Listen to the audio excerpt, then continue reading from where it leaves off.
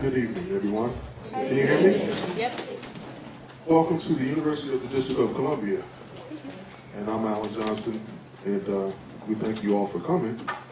And this evening, I have the pleasure of interviewing and sharing the stage with someone that's been around the DC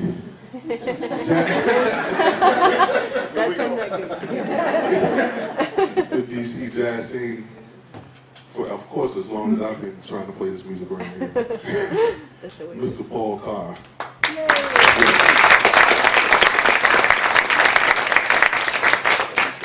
And wow, this crowd is beautiful. You all look wonderful. Yes, yes. And thank you for coming. You make us feel so good. And we're gonna talk and play and talk and play. At some point, we'll have you ask questions. So that should be fun. And let me ask Paul what he wants to do, because this is his day. This is Paul Carr day.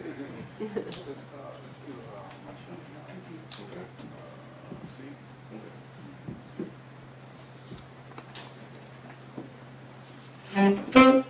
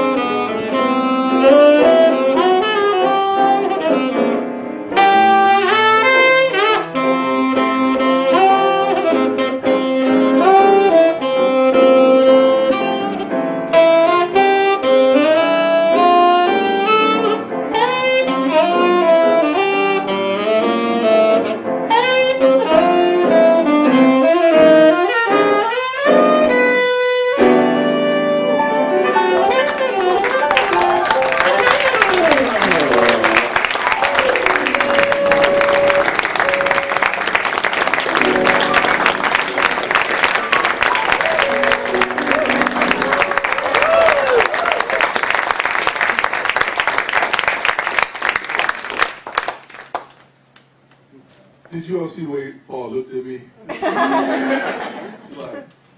oh, do you hear this? I know you did. No, that's, you know, that's one thing I really appreciate about Paul, playing with Paul, because you always have to be listening.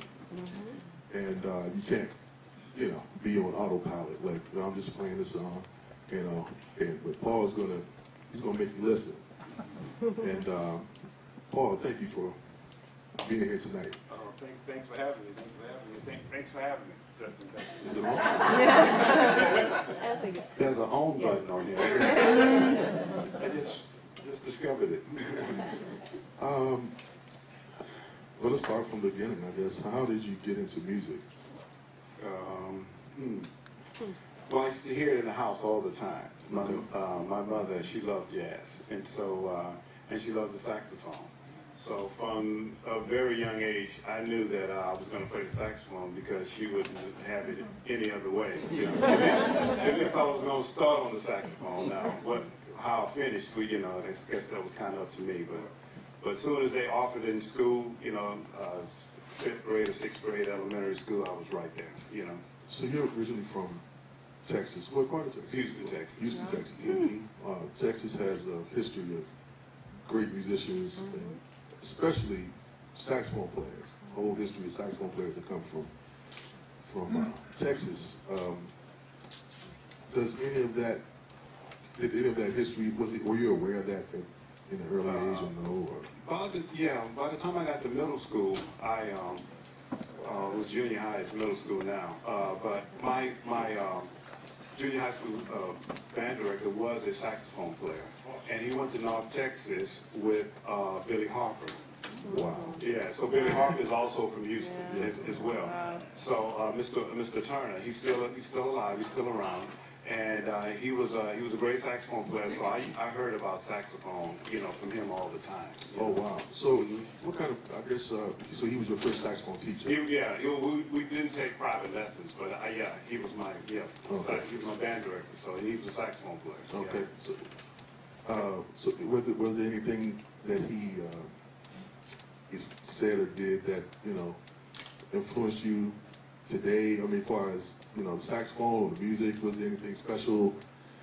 Well, he gave me a first chord book. He gave me a book about, you know, learning chords on the saxophone, and he told me that if I learned this here, then I'll just learn how to play jazz. Wow. He didn't actually connect it together, you know. So, but he gave me a book. I think it was by Gibbs. I still remember the book, Charles Gibbs. And so I learned these little chord patterns in it, and I thought I was playing jazz. I was like, you know, 6th, 7th grade. And then I went on to. But he used to always talk about how much Billy Harper practiced. You know, he said he would hear Billy Harper started to practice, and he'd go somewhere and hanging out and doing everything. And he'd come back in the evening, and Billy Harper would still be practicing. Oh wow! You know. Yeah. So he actually kind of told me how much, you know, you got to practice. You know. Oh man.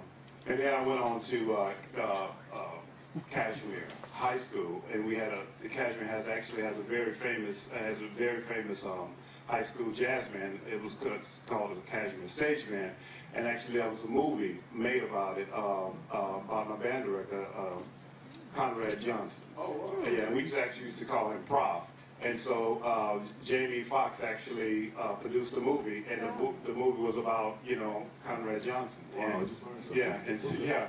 So, and when they were filming the movie, I know I'm kind of skipping around. They did actually contact me to come down, you know, and do some of the taping, but I was probably too busy, and I didn't really take it seriously enough, you know. And then it came out to be a movie. The movie is called Thunder Soul. We showed it at the Mid-Atlantic Jazz Show, so we're going to get into that later. Yeah, but you could check on Netflix. It's called Thunder Soul. And some of my classmates are actually in the movie. And my brother-in-law, he actually plays drums, and he went to the high school too. Oh, okay. Mm-hmm. So we know you also as an excellent educator, and I'm hearing the stories about your teachers. Does any of that kind of rub off on you as an educator? It's no question. I mean, Prof, as a matter of fact, I still use pages out of his book. He wrote a improvisation book right as I was graduating from high school, and one of his friends was William Fielder, the great trumpet teacher, trumpet teacher from New Jersey that has taught Wynton, Terrence, Nicholas Payton, all of the cats, Sean Jones. So yeah, so his friend, his Prof's good friend was Bill Fielder, and so one year he came down and just hung out with us, William Fielder. I didn't even know who he was. I was in high school. I didn't know who he was, and him and Prof was playing all of these lines and stuff, and I didn't know what it was, but I knew I wanted to play it. So anyway, so Prof came out with a book. And as a result of that, and I actually still use some of the pages out of this book in my teaching. Oh, wow. Yeah, being an educator is a very special skill. Me being an educator, I still struggle with being called an educator because I'm trying to learn, and trying to instill things in other people is a little challenging at times, but you seem to have a knack for that. And only, like we were talking earlier, the only other person I knew that had a knack for just, being able to transform people into musicians is Allyn Jones. That's the only person that Wow, that's really high. I mean, you seem to put out these, well, there's just something special about that. You just put out these amazing young people, and I see some of them here today. Yeah. Is there, any advice for, I don't know, something that you can share with us aspiring educators? Well, you're right. Allyn is a great educator himself. My overall philosophy is everybody can do it, and I know that sounds like a cliche, but that's really what I teach to. So whatever kind of elements you have, whatever kind of excuses you have, whatever kind of other challenges you have, we're gonna get all past that, and we're gonna make sure that that you can that you can accept this information and you can understand information, and also too, I think it's we can get into that too, but I think when you're teaching, I think the order in which you give information is also very important, So you can have a stock way of doing things, and that could be fine. But I think the order is like some people, receive information in this order, and then some people it would be better if they received it in this order, So that's actually what I've learned over the years, Okay. Well, that's great. Let's take a station break and let's play another song. Okay. Whatever you like to do. Oh, by the way, the first composition we played was My Shining Hour. I don't really remember who's the composer of that, but the great John Coltrane, for me, the quintessential version of that. What do you like to do, Paul?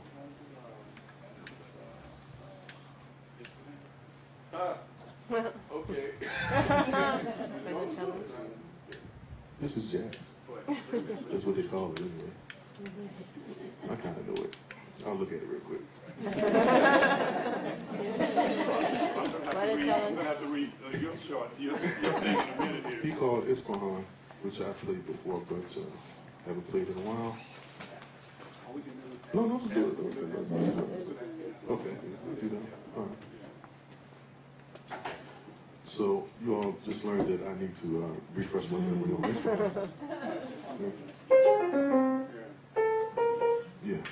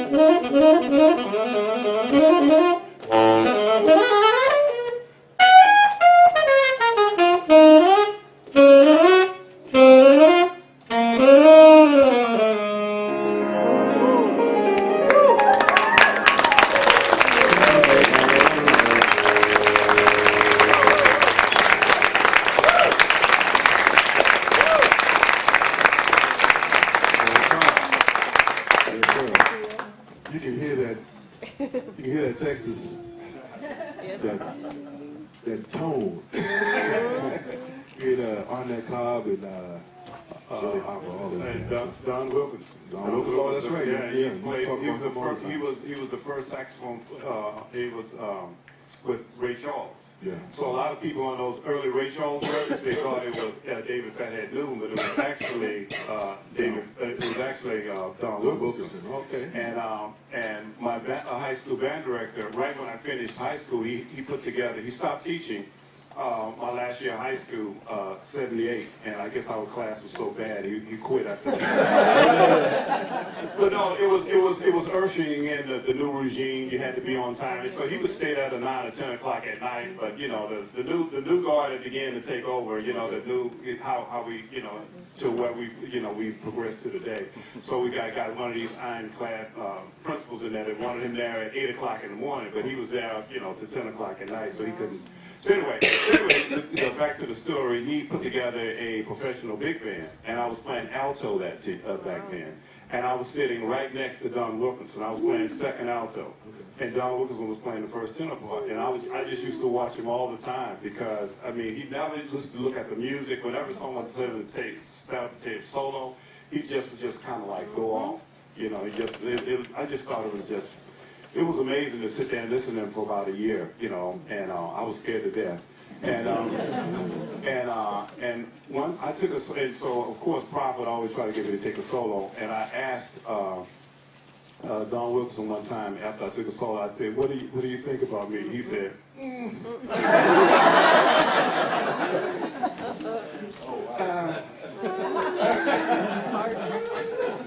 you got potential. So, yeah, but of course, the gyrations of the face was actually a little bit longer. Wow. Yeah, speaking of that, in this music, how do you feel about, what's your take on influences? We were talking about Don Wilkinson as an influence. How important is it for people coming up to, I guess, to imitate before they assimilate and, You got to have influences. You got to have that's one of the first questions I ask my students. Who's your favorite player? Who's your favorite? Who are some of the people that you listen to? Because you got to have, you have to not only that you study this music from a theoretical approach, but it has to be organic. You have to listen. This is it's a language, so you have to assimilate it and learn it by listening. I can do some coaching, but it's basically listening. So having influences of people that people that you like and music that you like really helps. Because I've taught kids that don't listen at all, and I've taught kids that do listen, and it is definitely a difference. Oh yeah, for sure. I've also experienced that, and it's always a challenge to get someone that doesn't listen to the music to start even thinking about approaching this art form. Because I always try to stress that listening to people that come before you, because what you think you're coming up with is already it's already been done. I came up with the greatest chord progression ever, but it's already been done. And I just, want to hear your take on the importance of that. Let's see, where should we go? I was going to say, another thing in high school I remember, that's when Tower Power, you guys really know about the Tower Power was really hot in the late 70s, early 80s. So I had that record, Tower Power Live in the Living Color. with Lady Pickett takes this like massive tenor solo, and he's circle of breeze, and he's doing all these, you know. So I played it for Proc one time. He went, you know, he went. He goes and get a Charlie Parker record and puts it on. So that was the end of that. You are the you started the Jazz Academy. Yes. I'll talk about it a bit for those who, well, I'm sure a lot of these parents, of course, know who, but for people that don't know about the Jazz Academy, you want to talk about what that's all about? Well, the Jazz Academy is a 501(c) that we, nonprofit, we started, and our mission is to promote jazz through education. And so we started with a...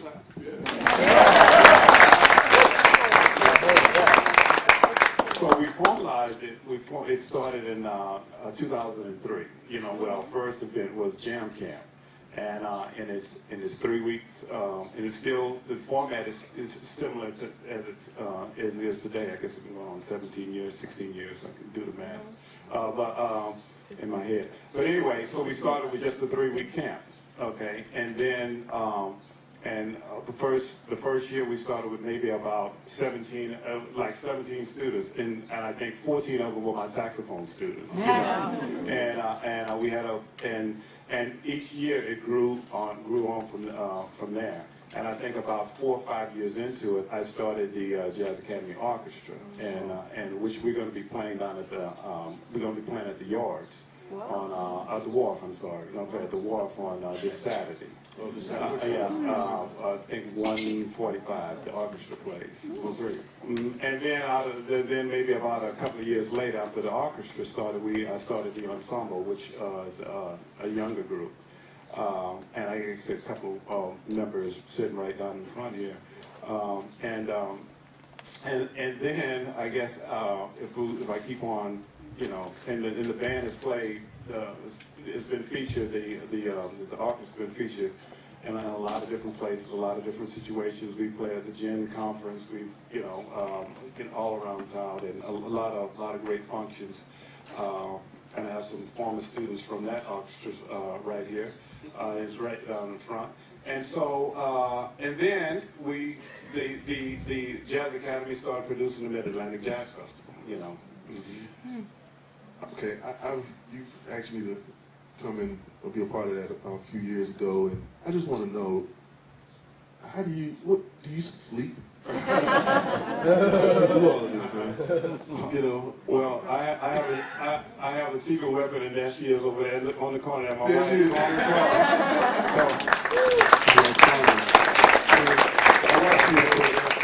It amazes me, and, you know, for me, there's not enough hours in a day. I mean, but you seem to pack your day with yoga and golf. That's down my Facebook page. Biking, family, students, Atlantic Jazz Festival. Well, it's I don't know. I wish I could sleep. You know, I wish I could sleep 8 hours or 9 hours like some people, because I'm sure that because the studies show that you're much more healthier if you can sleep that long. So I'm kind of like a 5.5 hour person to begin with. Right. And so if you're up, you might as well do something. You know. So that's the way I look at it. That's great. Yeah. So let's take another station break, and let's play the composition that I wrote for you. Okay. Polish up my glasses. I try to also make it a point to, when I can, write a composition for my guest. And I wrote this composition for Paul, and I entitled it "The Real Jazz Whisperer." Wow. And if you know what a whisperer is, you probably see the connection between that and his, you know, the Jazz Academy and the wonderful students that he's transformed. So, call this the Real Jazz Whisperer. And then we'll come back and have you all ask questions.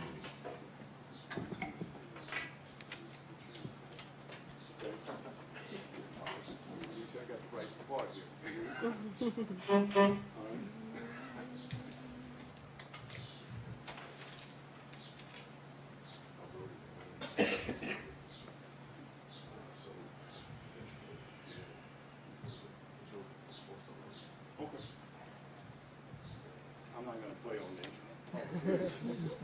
Yeah.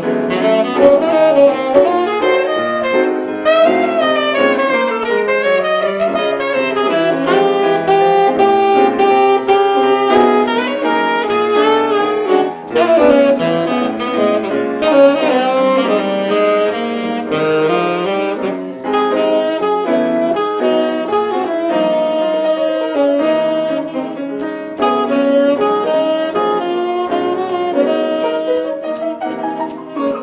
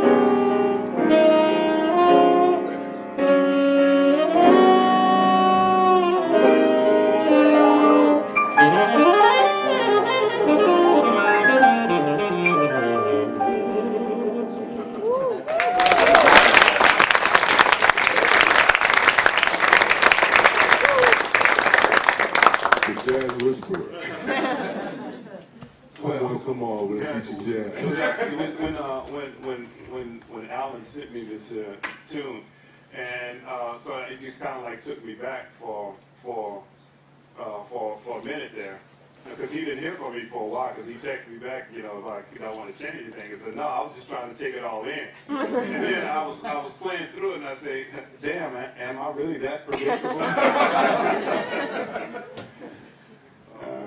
No, but it was a very, very special moment to receive this, and thank you so much. Oh, man, my pleasure, man. And we're actually going to record this on my next recording. When you hear it, it won't sound like this. It'll be, actually, we should play, you know, actually, when you play it faster, it's a lot easier, because you can, like, skate on some of the things. No, I'm just kidding. So he played it at a slower tempo, so the thing about it is, you have to address all of the key centers when you do it at a slower tempo. So now, if you play it, if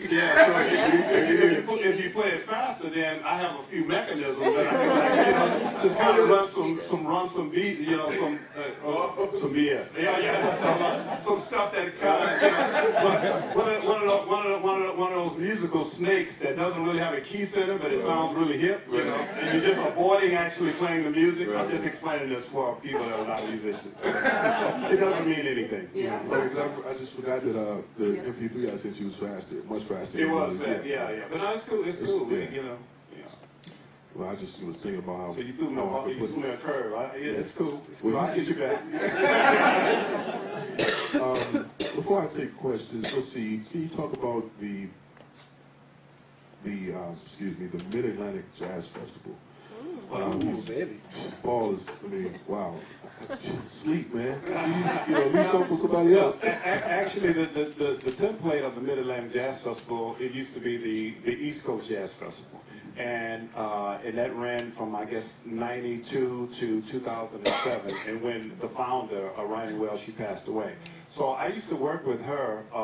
I actually used to play saxophone with her, and I also used to work with her with choosing the contestants for the Fish Middleton competition. So I had kind of a vague idea of how the festival, was run. And then, out of result of some meetings, some people in Montgomery County wanted to bring the festival back, and I was included in those meetings.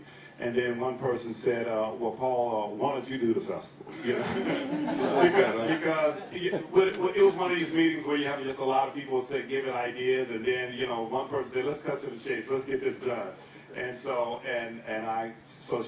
it was Susan Jenkins, as a matter of fact, and I took it. I can't do anything until I go home and talk, and we decided to do it.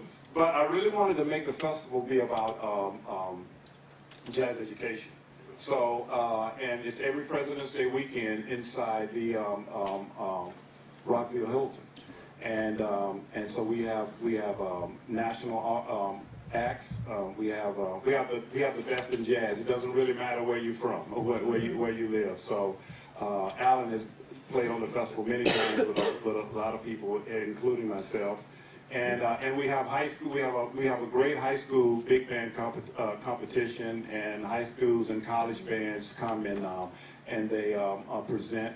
And that's one of the things. One of the things that really made me want to really consider bringing the festival. One day I was in front of the orchestra.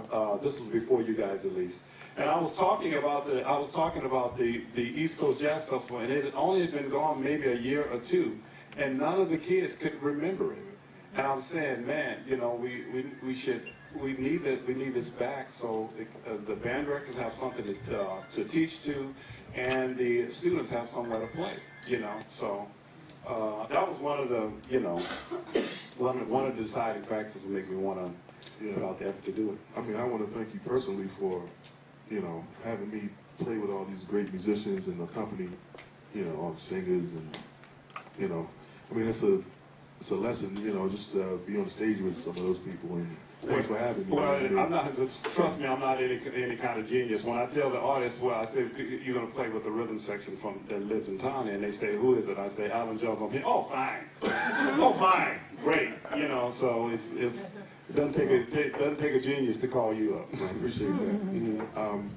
So now we'd like to have the audience ask questions. Mr. Hassan, Rusty Hassan, was last time. Yes. Fill in the gap for us. You talked about your education coming up in Houston, and then coming here and setting up Jazz Academy of Music and the Mid-Atlantic Jazz Festival. How did you become graced with your presence in this area of now called the DMV? Well, actually, I was at Texas Southern University, another historically black university, and I was there, and I heard a record by the Howard Jazz Ensemble. I heard a record, and Roger Woods was playing on it, and I said to myself, I gotta get up here in some kind of way, you know, because down in Houston it's more smooth jazz, more, even though it's amazing how the great jazz players that didn't come out of it, because there is definitely a jazz scene there, but it's quite small, and it's not like, you know, not like up here. And so I came, Carmen and we came up here, and her brother lived here, and we came up and spent a couple of weeks here, and that was the year before I moved up here, and I went to Moore's Love and Peace, and I sat in with Davy Yarborough and Esther, and they were so nice and so accommodating, and I said, so that was it, and I applied to Howard, and they got a scholarship, and the rest, you know, that's how I got up here, stayed. Dr. Dawkins and Fred Irving. Woo! Okay. That's some long stories. Any other questions? I know somebody has some questions. Yes. Allyn, how did you get into music and what's your background? How did I get into music? I started playing at the age of 5. My mother had a piano in the house, and we went to church every Sunday, so I just heard the music over and over and every week. So I was just amazed at the piano player at my church, who was my uncle. And I had some musical aptitude, and my mother, she, you know, just encouraged me to play. And age of 7, I was directing the choir. I have pictures of me, which, you know, like this, directing the choir. And my cousin, who was my godfather, taught me how to direct the choir. And I think, what age was I?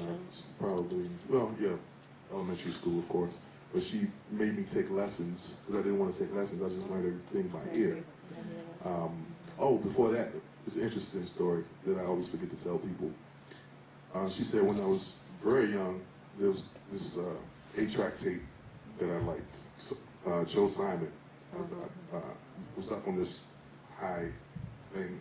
So when she was gone or upstairs or something, I would get a chair, put this particular tape in the 8-track, and listen to it. Yeah, 8-track tape. How about that?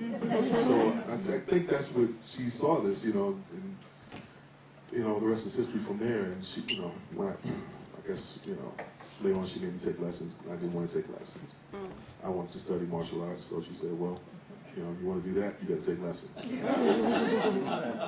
So yeah, I mean, and then it just kept, you know, going on from there. And here I am, still plugging away. So, yes. I just wanted to say that Paul also has master classes, and that was also Ronnie's tradition. Yes. And so he brought, like so far you've had people like Kurt Elling, and last time I asked him if he was going to do any, he said, well, of course. So he put together not just Carmen Bradford, he put together back-to-back Carmen Bradford, Carmen Lundy. So we had a 4-hour jazz vocal workshop, and I happen to have a list of about 200 vocalists, so we had 40 people come. And If that festival did not do this, it would never be happening. Kennedy Center does some, but it's very rarefied. This is anybody who wants to come can come. And we've had lots of people, but that is very important. And like the guys get like, the players get people like, well, we have Buster Williams with the bass players in the past, and Lenny White. You know, people that would never, other people never have opportunity to be exposed. It's Yes. really important. Thank you, Lisa. I can attest to that because I was there, so thank you. It's an amen corner going on here. Amen.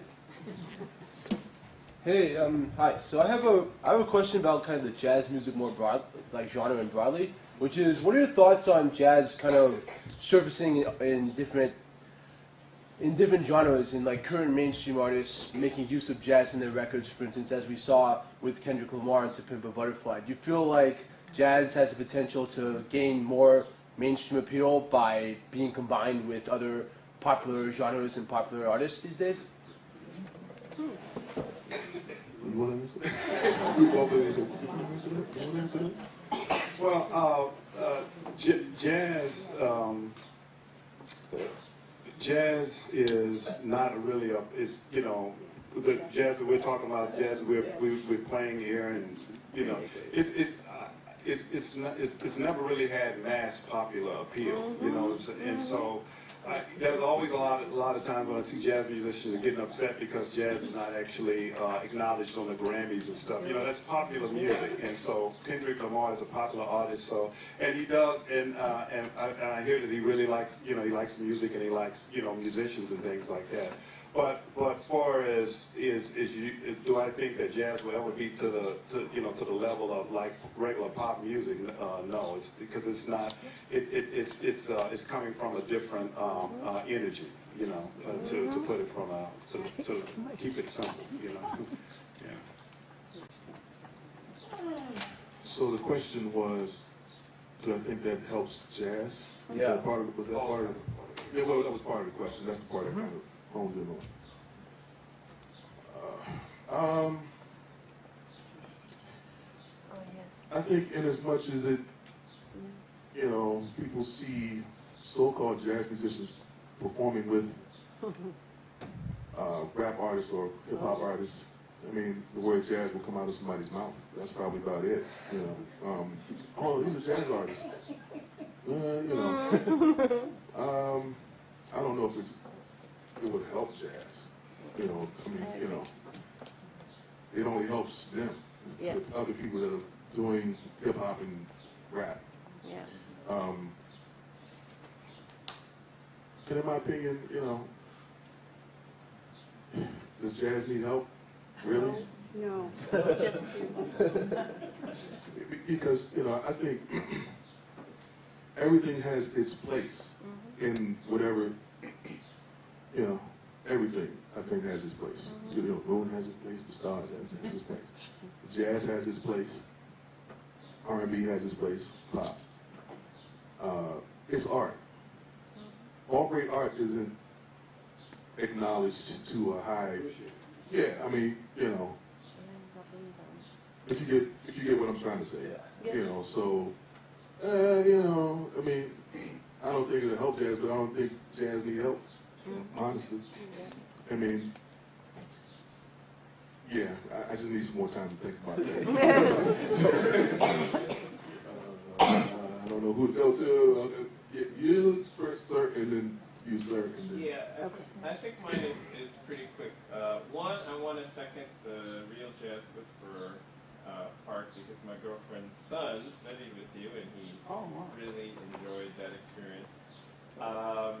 But my question is, did you all always know that you wanted to be professional jazz musicians? Were you ever sort of felt like, oh, I need to do something different, or what? Were there ever any tensions? No, I was in it from the beginning, so I was in it. So I mean, I can't either in it to win. I never really thought about doing anything else. I don't even know if I can do anything else. So, who would want me to do anything? don't want you to do anything. Who would want me to do anything else? So no, I've never strayed, never had a thought. And the teaching is just it's something that's you know, I fell in love with that actually in college. And one of my first students runs the band program down in where does Stephanie teach? It's in Virginia Beach. So that area. So it's all of it. Yeah. So no, I never. To answer your question, never. I always knew I wanted to be a musician, and I would always be a musician. But when I was in high school, I had an affinity for science and math, so I wanted to be a doctor. And once I got to college, I met somebody that just totally just like changed my whole. Like forget that. Dwayne Adele. He was here at the University of District of Columbia. And I met him at GW. I went to GW for 1 year, and I met Dwayne, and that just like blew my mind. And he said, "Man, you need to go to UDC. Calvin Jones would, straighten you out." I said, "What? Okay, he went to UDC. He sounds like that. I'm down. I'm out of here." But I always knew I would be a musician, but that just, just like forget it, I'm gone. So, yes and no. Yeah. So, yeah. Yes, sir. Why do you think the European audiences and Japanese audiences, Japanese culture, why do you think they have embraced the art form so passionately, so much more passionately than we have? That's a great question. Yeah, that's a good question. We're trying to figure that out too. I'm going to defer to the great Andrew White on this one. Mr. White, the great Andrew White.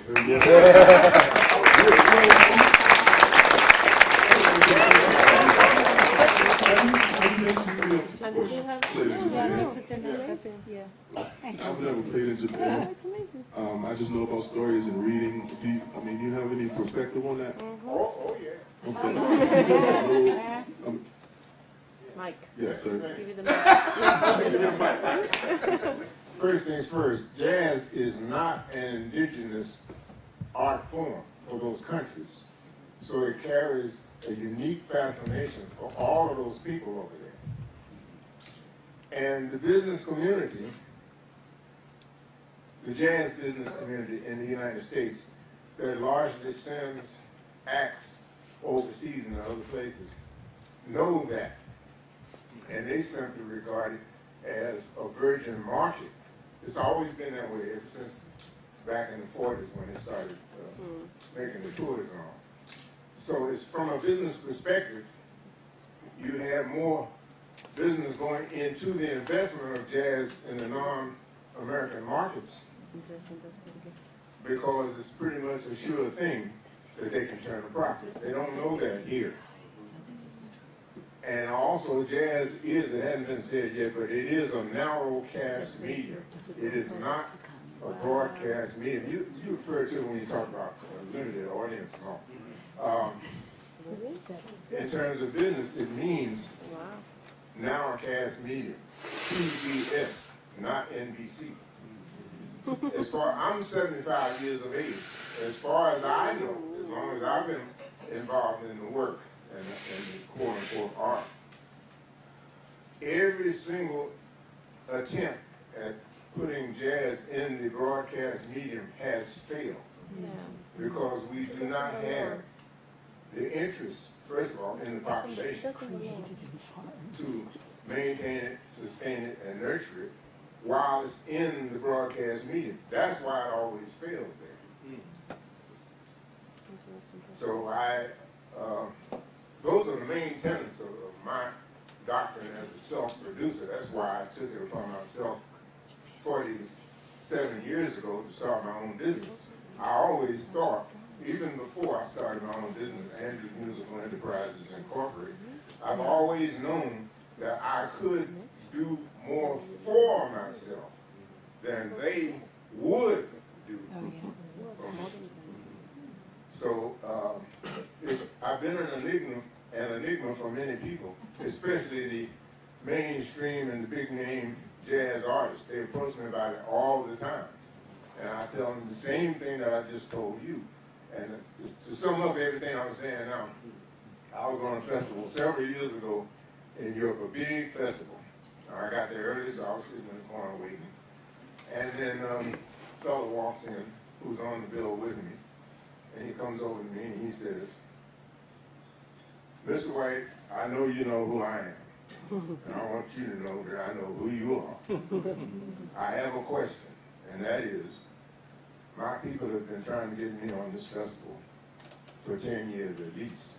They pulled out all of their hair, and this is the first time that I've been able to be on this festival. And I'm opening for you. Can you tell me why?" And I said, "Well, I guess I must be sounding good these days." That was a lie, because there were no these days for me. I went over for that festival. He was over there for at least 2 months on what we call milk run, making nickel and dime gigs all around the continent. I went over to do that, and I got back in time to see Johnny Carson Tuesday night. And he, as far as I know, he's still over there. But all of that story is based on the fact that he had been miscast in the broadcast medium all of his career.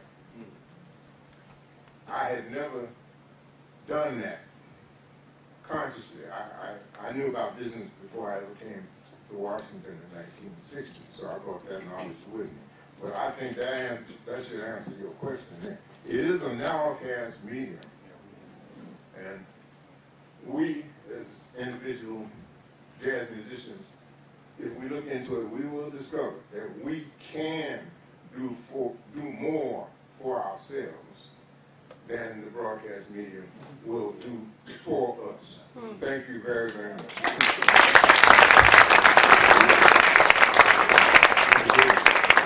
Great answer. Thank you, sir. Yes. Hi. That's my student, everybody. What is some advice that you know, usually as a student, as a music major, usually told if you don't make it as a performer and entertainment side of that, the only option you have is teaching. So as a music Who told you that? So as a music major, what is some advice or just a few options you would give a student like that, not necessarily wanting to go into education, but you know, kind of not maybe thinking as much, what are some options that you would tell that student? Yes, sir, Mr. White. You have to perform a substantial market definition research into the area that you want to go into. And it is true what they say. I know what they're saying about if you don't perform or whatever, you're going to have to teach. I know about that. But they don't tell you that they're setting you up for life with a crutch. Because once you go over into the educational thing, if you are a performance, or what they call applied music candidate, once you create a backup system for yourself, you leave the art. Because education is another profession altogether. It has nothing to do with the art. Education is about jobs and politics. Art is about expression. Expressions have to be executed, so to speak. But support mechanisms for those executions have to be created first through a substantial market definition research. I have to say that more and more because most musicians do not subscribe to that idea at all. We are esotericists. We are artists. We feel it, but we don't know it. Yeah. And so the whole thing about a market definition research is to learn what's around you, where you fit, where what you want to do fits, and whether or not you have the potential through market definition research to go into that area. And it's very, very broad. So there's always something anybody can do artistically speaking. And it depends on your own personal volition or whatever as to decide how much you want to do and how much you want to invest in, like the 5 hours sleep a night. I know this guy. I've been knowing this guy for almost 40 years. He's been working hard all of these years, and that's why you see him up here tonight. You see. So there's a commitment that has to be made to art that has to be supported, first of all, through a market definition research. If you don't do that, for the rest of your life, you'll be sitting in the band making $10 next to the guy who's making $1,100. Yep. Because you don't know that he's making 11. He knows you're making 100 or 10. He knows. But it's through market definition research that everybody knows what's going on. It is a very, very small community. And it is difficult to penetrate and find out through market definition research where everything fits. But it is possible. But what's it, the biggest step and the longest journey is the first step. So start trying to think right now to look around and find out what's happening other than B-flat seventh.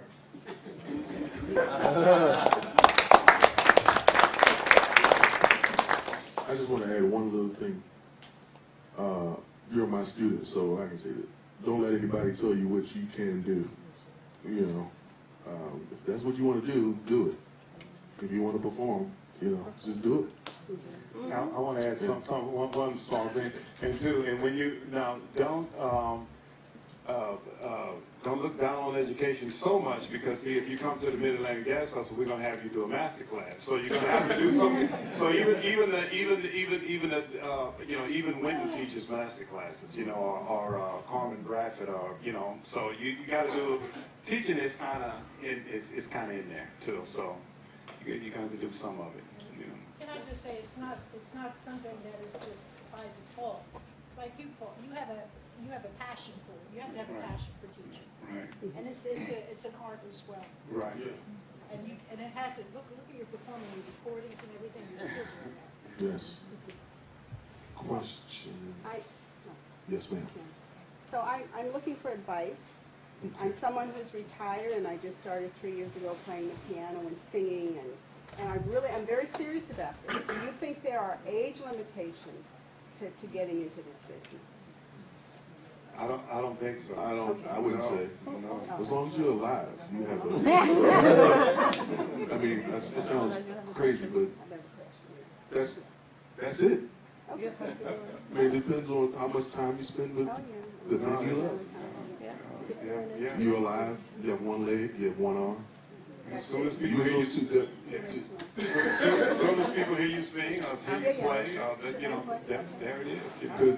The industry does that. Now, we can get into some. Yeah, see, that's the other kind of business that has age restrictions. We can really, we can get into that. You know, the industry, music industry does that. Sure. You know, with marketing and who they want to put out and all that stuff. So that's yes, sir.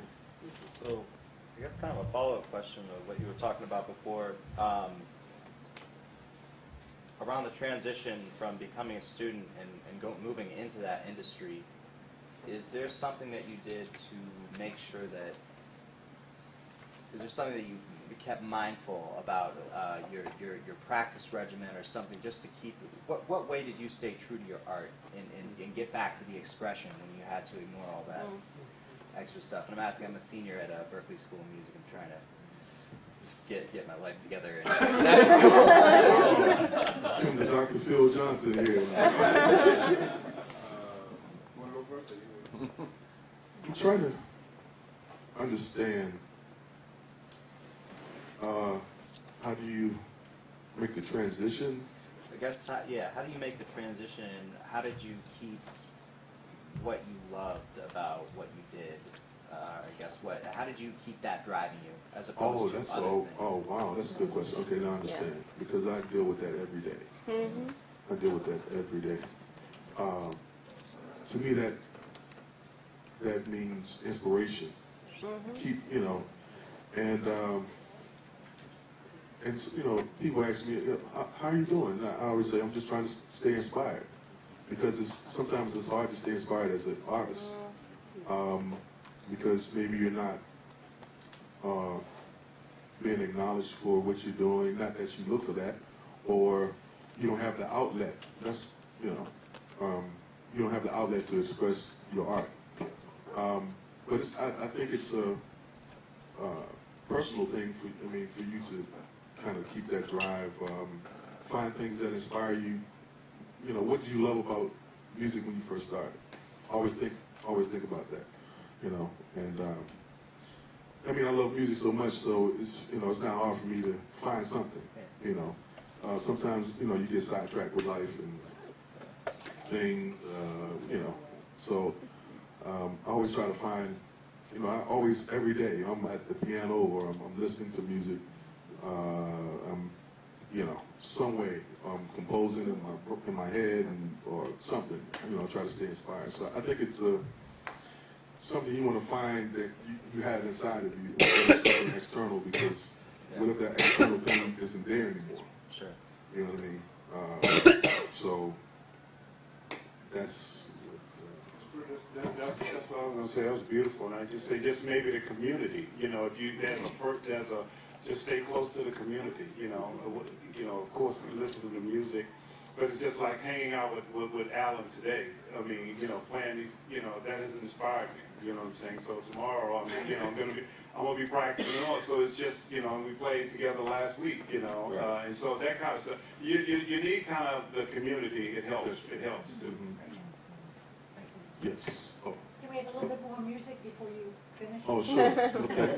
All right. We have, one more question. Yes, sir. Yeah, I had a question.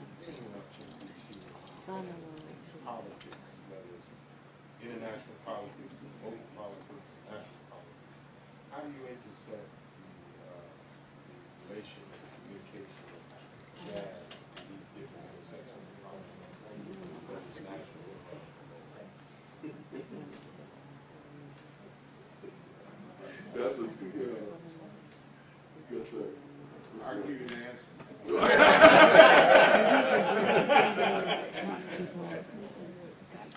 I don't know. Did y'all hear his question? No. Not really. I said, being that I'm a native of Washington, D.C., and D.C. is organically a political town, I was asking the gentleman here, how do you intersect jazz with the various levels of politics, whether they're international, national, or local?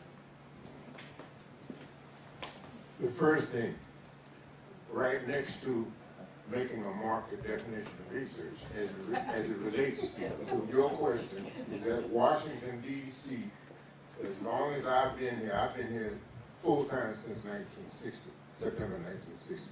This is a city of importation. So it cannot start here. What you asking? That's not the question. But that's the answer. No. No. Yeah, that's not the question. What I was saying is that D.C. is Because everybody ignores the name. It's political town. So how do you intersect jazz in reference to these various levels of politics, whether it be international, national, or local? Again, this is a city of importation, as I said. Whatever level of interest, if you're talking about political or whatever, the jazz has to be presented to those entities from outside. It cannot be generated from here. It has to come in here. I can't tell you, as long as I've been working, I can't tell you how many times I've worked here based on my international and national levels of business. They will not call me from a local perspective, politically or any other kind of way that you want to think of in terms of your question. So you have to orientate yourself into thinking about posturing yourself to be brought in. Maybe you can come here, live here, and appear to be local. But when the time comes to deal with those entities like politicians and so on. So you have to be prepared to be brought in from out of Washington. They will not deal with you on this level. Well, I was, in other words, I'll give you an example. You have a lot, DC has more think tanks in this area than anywhere in the world. We have the Brookings Institute, we have the Peterson Center for Economic Development, on and on and on, the Cato Institute, and so forth. So, why hasn't there been a level of communication in the jazz community that enlightens and moreover teach the political and international influence of jazz in these various think tanks? It's happening all the time. It's happening all the time. And it came up some recently with me. I'm in that circle. They'll bring me in to Washington D.C. and I live here, but they will not deal with me here as a local. So there's your answer again. You have to be presented in a way that they can bring you into your home. You cannot start it from here.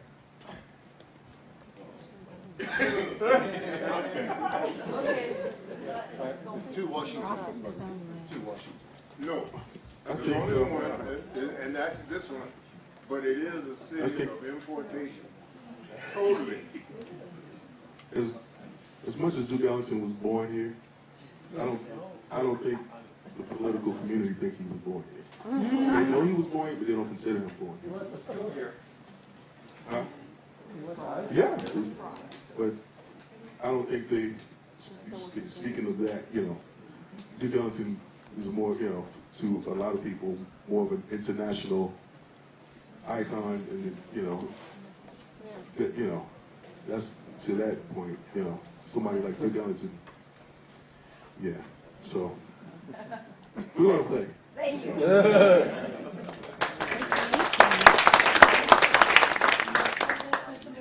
Yeah, I do have a couple of my CDs, and one of them here, Allyn's on a few of my CDs. Buy that one. He's on the Straight Ahead Soul CD, if you don't. And I have another one here, the organ CD, and this is a quintet CD. Here's varied styles. So yeah, support Paul any way you can. The CDs, and support the Mid-Atlantic Jazz Festival and the Jazz Academy of Music and his golfing love of golf. If you want to give him a new saxophone. I just realized that everything I'm drawn to takes practice. So I didn't realize to actually suck at golf, you have to practice. Just to get to that level, you have to practice. Thank you.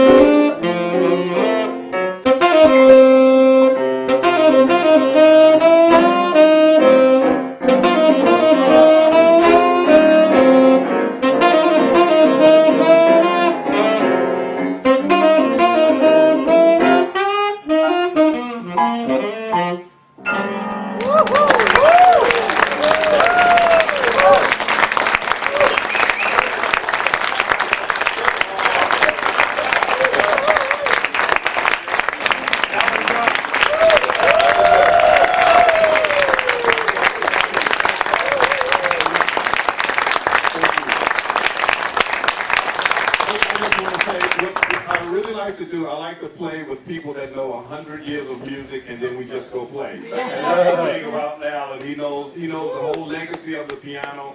I try to know the legacy of the tenor saxophone, which makes it so fun. I